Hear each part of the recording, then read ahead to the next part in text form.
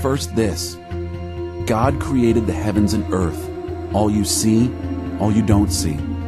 Earth was a soup of nothingness, a bottomless emptiness, an inky blackness. God's spirit brooded like a bird above the watery abyss. God spoke, light, and light appeared. God saw that light was good and separated light from dark. God named the light day. He named the dark night. It was evening. It was morning. Day one. God spoke, sky, in the middle of the waters, separate water from water. God made sky.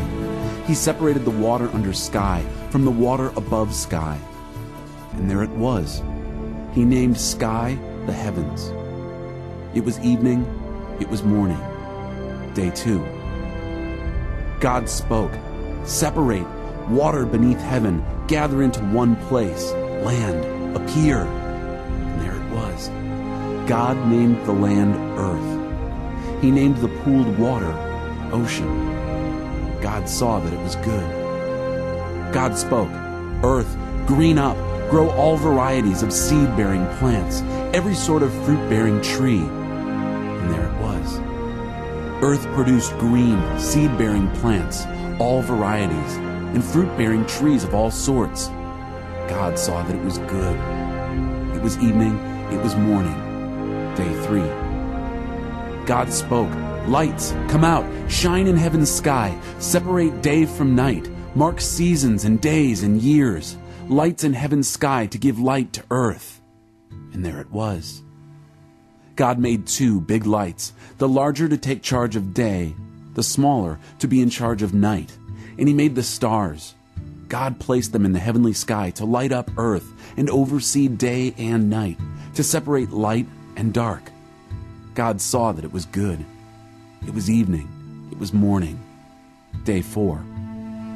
God spoke, swarm, ocean, with fish and all sea life, birds, fly through the sky over earth. God created the huge whales, all the swarm of life in the waters, and every kind and species of flying birds. God saw that it was good. God blessed them.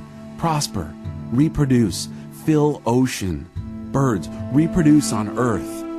It was evening. It was morning. Day five. God spoke, earth, generate life, every sort and kind, cattle and reptiles and wild animals, all kinds. And there it was, wild animals of every kind, cattle of all kinds, every sort of reptile and bug. God saw that it was good. God spoke, let us make human beings in our image, make them reflecting our nature, so they can be responsible for the fish in the sea, the birds in the air, the cattle, and yes, earth itself, and every animal that moves on the face of the earth. God created human beings. He created them godlike, reflecting God's nature. He created them male and female. God blessed them. Prosper, reproduce, fill earth, take charge.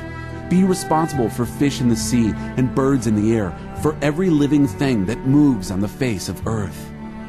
Then God said, I've given you every sort of seed-bearing plant on earth and every kind of fruit-bearing tree, given them to you for food, to all animals and all birds, everything that moves and breathes.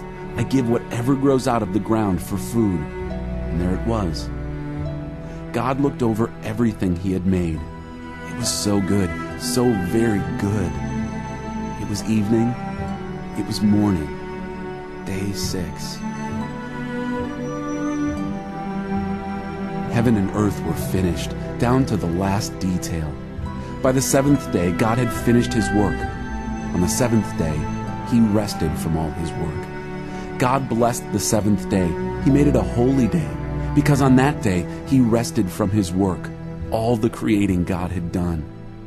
This is the story of how it all started, of heaven and earth when they were created.